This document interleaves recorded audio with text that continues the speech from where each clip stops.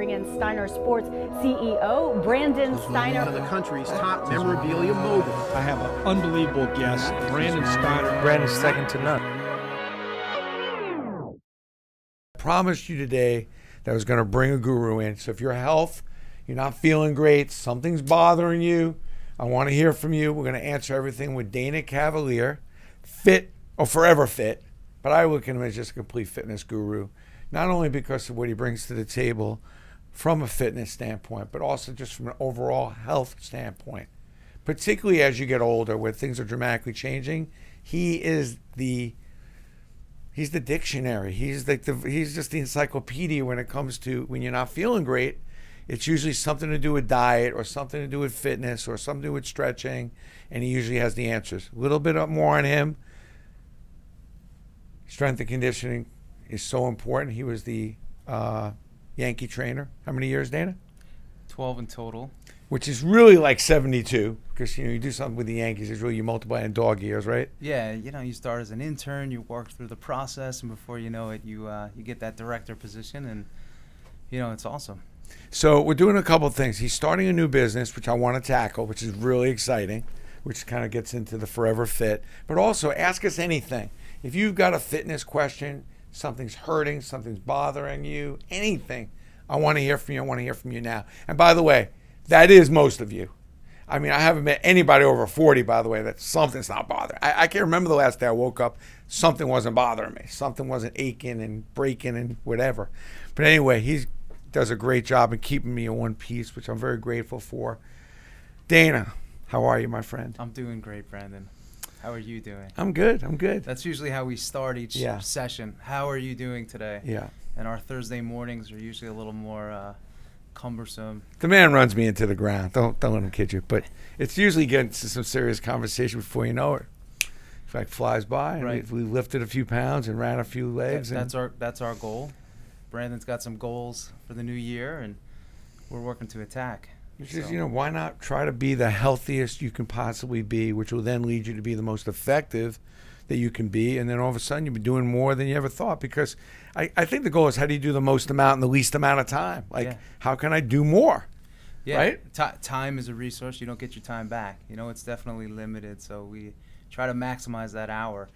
And you don't need more than an hour. If you have 20 minutes, we work with it, but an hour should be enough to do what you need to do. I like to do 20 minutes before you get there, so I'm kind of warmed up, ready to go, and then we get into some serious cardio, little weights, some calisthenics, some different things like that. Totally. Some tissue work, stretching, put you on the table, make sure we alleviate any pain or your legs being off in terms of their length. So, which is a biggie. Your feet not being right, which can lead to hip problems and calf problems, back problems. It's always if something's bothering you, it's never the thing that's bothering you that's the problem. Yeah, and that's the thing. Everybody wants to right away there. I got to go to the doctor. They go to the orthopedic. The orthopedic maybe suggests some physical therapy or some sort of an injection therapy, and before you know it, you're engaged in that protocol. And then the pain is still there because we're typically just treating the symptom, right? So we always want to find what the origin is. That's absolutely, and sometimes a doctor doesn't always have the time to get you to the origin as opposed to just managing the problem. And they're not trained that way. Yeah. So, with two things, I want to talk about pace with you because we talked about that the other day, and it really was. I always talk about mental stamina. Right. Like everybody's good at the beginning. You got a boyfriend, girlfriend, great at the beginning, but how good is it after 6-7 months? Yeah. Everybody's good in the first quarter, the first few minutes of a game. How are you in the fourth quarter? And that really is what got my attention. It's Super Bowl time. And to me, the Atlanta Falcons didn't understand pace. They were great in the first half, but they really were not great at the end of that game. We saw it with Jacksonville Jaguars. Yeah. And I'm thinking, if a surgeon came and I was getting operated on at 4 in the afternoon, he's like, well, I've had 5 operations already, and I'm a little tired. I'm going to do the best I can. Like, what? I'll see you in the morning. I mean, so, I think, if you really want to be the consummate professional, I guess the question is, how are you at the end of your day? How are you at the end of your week, the end of the month? And over time, are you just as good? And that's what kind of makes, the Mariano Riveras, or even the Peyton Mannings, they always seem to be pretty consistently good. They're consistent. Everything is slow and steady, and we're in the ultimate month to talk about pace, right? Or we just concluded it in January. January 1, everybody goes to the gym. Every class is filled with people, and they're ambitious. They go from 0 days a week to 5 and 7, and then by February 1st, they've already burnt themselves out, and they go back to their old redundant habits of negatives. And that's and it's so true. So you're better off saying I'm going to work out twice a week, but I'm going to do it for 52 weeks, as opposed to I'm going to get my 5 days a week or 6 days a week because it's January. You've already set yourself up to fail. I do the same thing. I have a calendar, and I look at it. It's old school. I write on it, but I like it because it's squares. I have the first, second, third, and I just say, okay, Tuesday, Thursday, those are going to be my guaranteed days. So I know I have my 2 workouts scheduled, for the entire month. So at the very minimum, I've worked out 8 times out of typically a 30-day month. And then if I could start to fill in some other boxes around the Tuesday and Thursday, my percentages are getting better. And I turn the pages and I look at my year, and you see, wow, I worked out 50%, 60%, 70% of the year. And it's amazing. That's a winning formula. People think like they just do a little run on a Saturday, and I think it's amazing. People are like, well, I get a weekend workout in. Yeah. Really? One workout in a week? Yeah.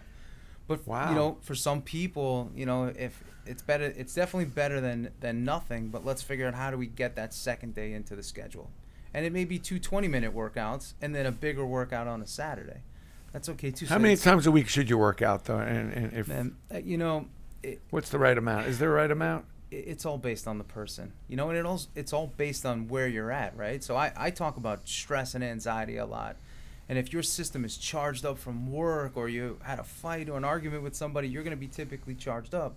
That's actually a better day to do very slow-paced cardio or walk and stretch or massage, as opposed to getting the workout in.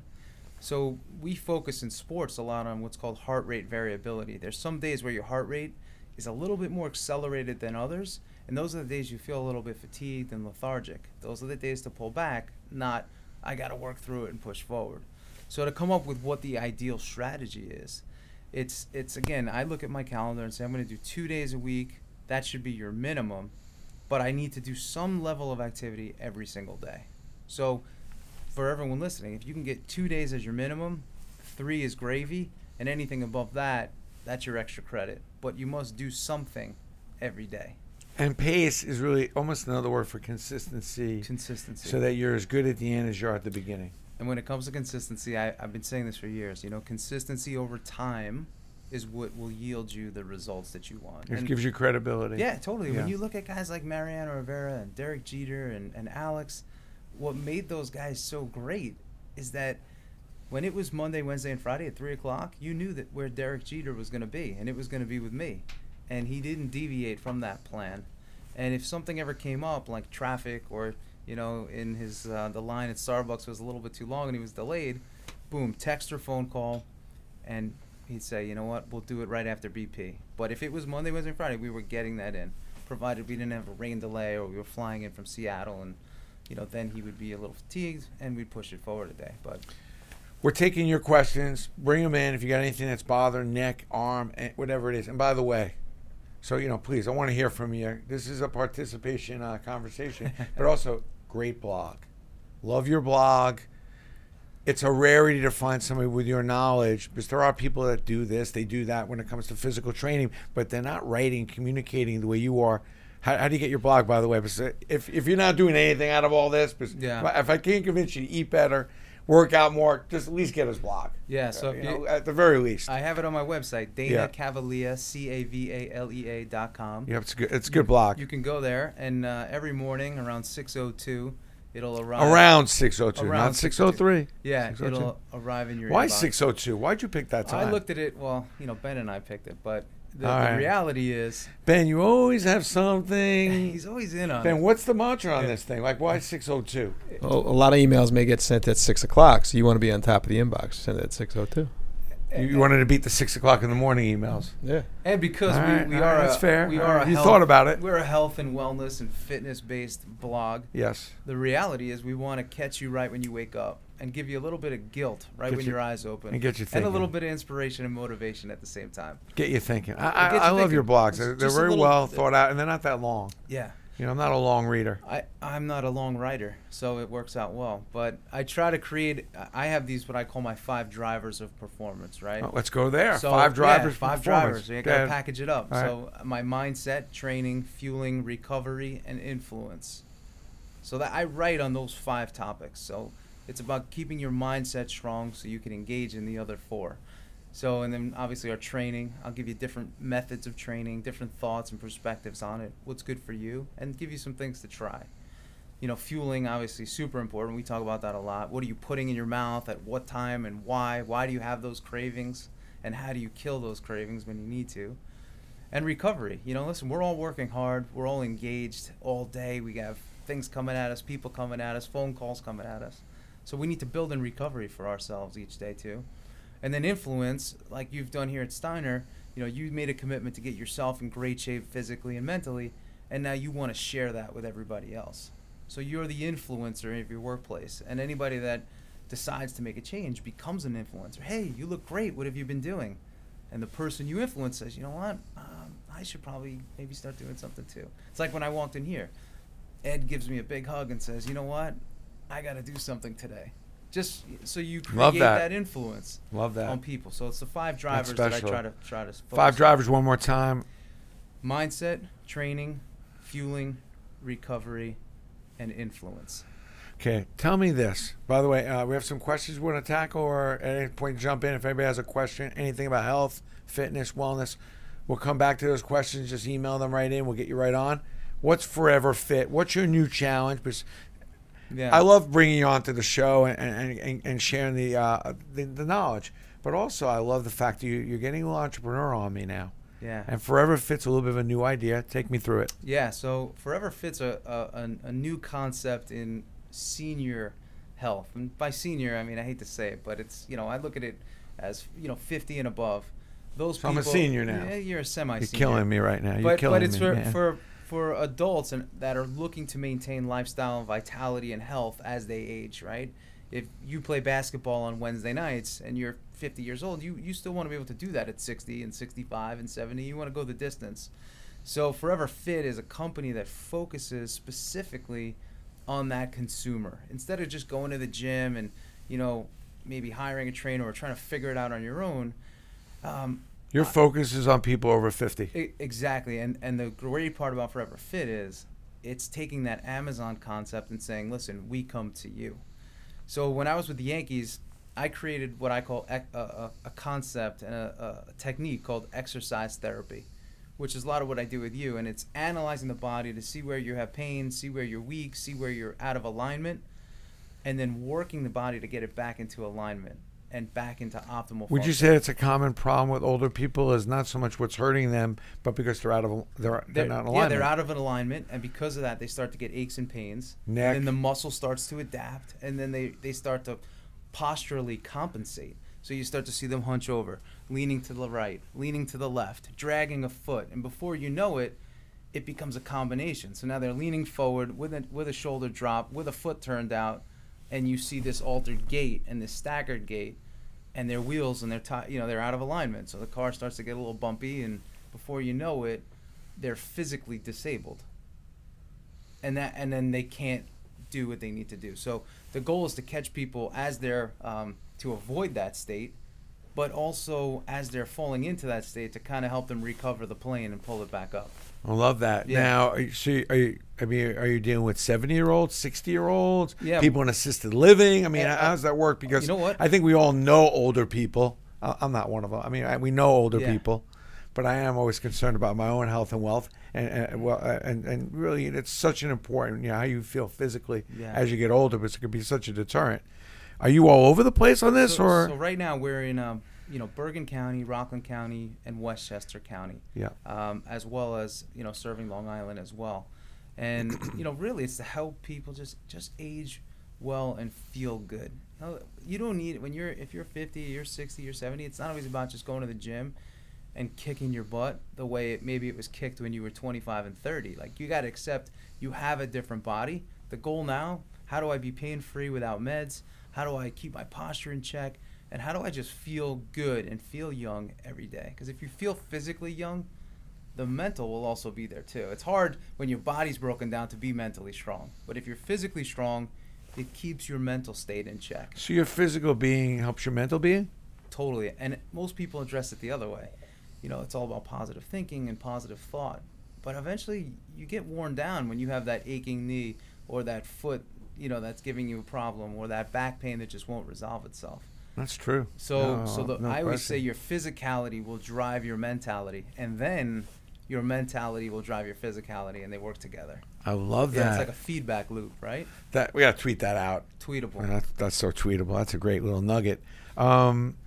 So are you pretty much committed to basically seniors? I mean, to older people at this point? Yeah. Because you've gone from the Yankee locker room. I just want to Yeah. make sure. This is what I love about the entrepreneurial shit. Like, I just, you know, out of the box, like, went from the Yankee locker room, you know, working on Derek Jeter, and now you're working on seniors and pathetic people like me. But I'm saying, like, I mean, Well, you know what's really how'd cool? you get to that? Well, it's interesting. You know, all the years that I was with the Yankees, we always had the oldest team.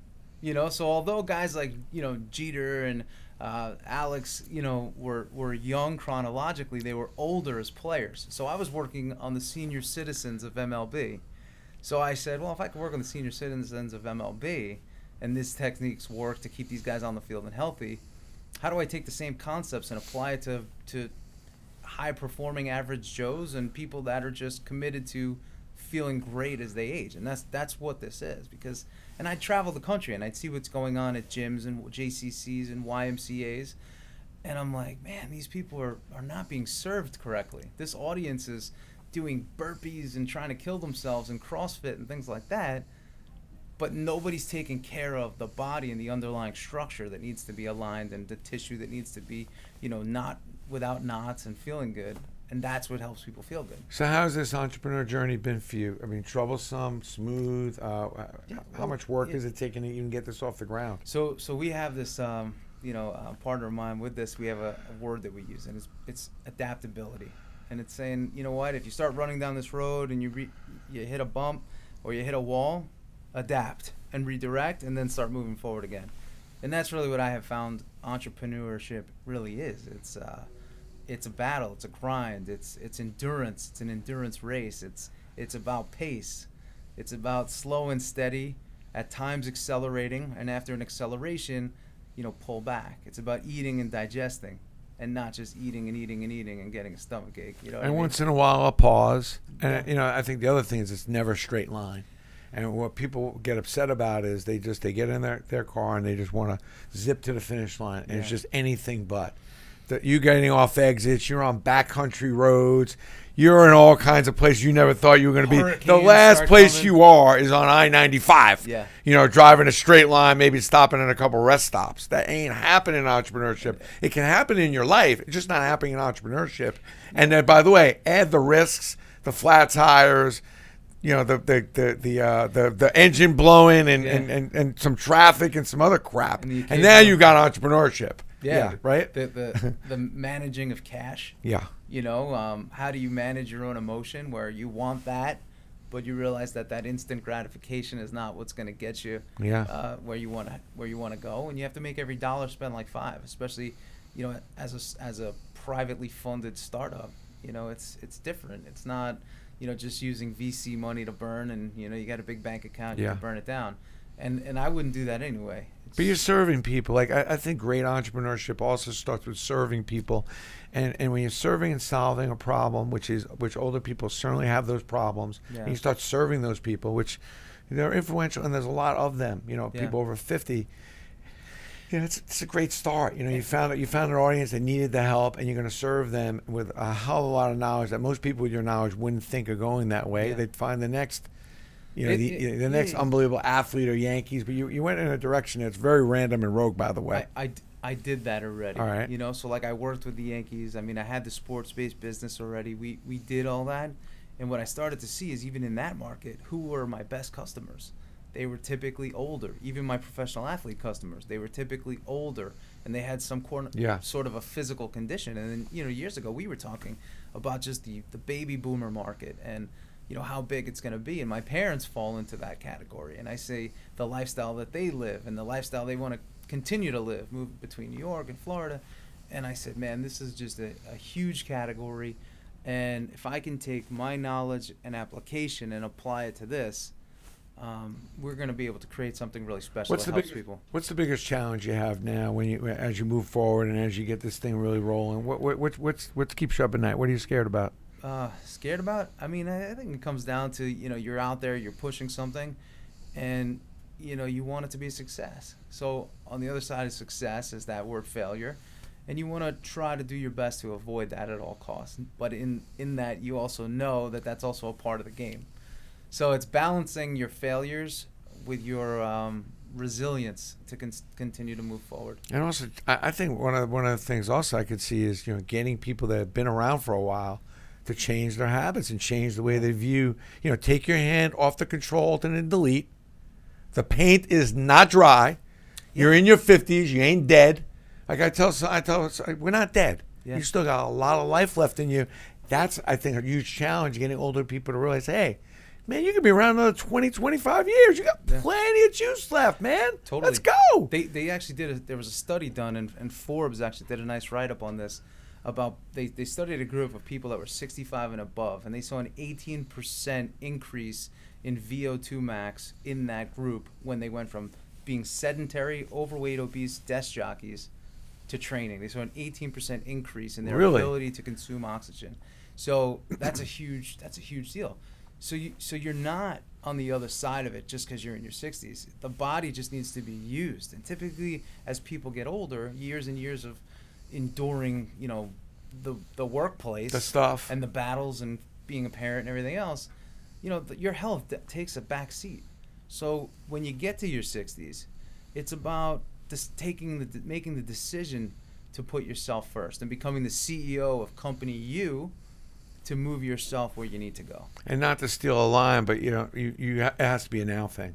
A now thing. It's got to be a now thing. You can't. Well, tomorrow I'll start. It's not going to happen. Yeah. And tell me 3 things, Dan. I got to put you on the spot. If you're somebody out there and you and I know a lot of, if you're younger out there, maybe this isn't for you, but you definitely need to like and share this with your parents. They need to watch this. But give me, if you're over 50, around 50, give me 3, 4, 5 outright, just give me some smartsmanship on health. We use the word smartsmanship on this program, because what can people do just to be smart as they're now getting into their 50s?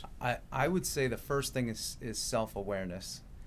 It's understanding where you're at today. And like we talked about it yesterday, when you look in the mirror and you see yourself and you're not happy with what you see, and you have that real conversation, that's going to spark some action. But don't put a screen in front of you. You know what I mean? I don't know if I can it's bear real. it. It's got it's real. You have to look at yourself as what is real. Yeah. And we all know when we're +5, +10, or +30.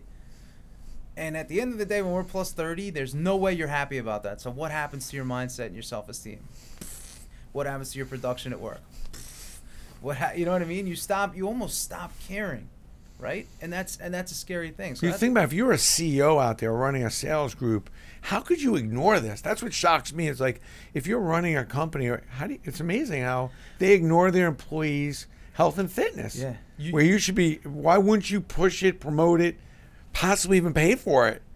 And it's a no-brainer. It's a give-get. It's like we said yesterday, it's fit to win. You need to be fit to win. I like that. You can't sit at a desk and, again, have back pain, low energy, and a poor mentality and expect to make that next sale. You can't. Whether you sell, aviation, or you sell, sporting goods, whatever you sell, or memorabilia, you need to be fit to do that. Your stamina is going to be short. Yeah. It's why all these teams make the investment in a strength and conditioning and performance department, because they know, I need my players. They got exceptional talent, and when I combine that with optimal fitness and performance, that's when we have the best chances of winning. You're right. Fit to win. Fit to win. And forever fit. And forever fit.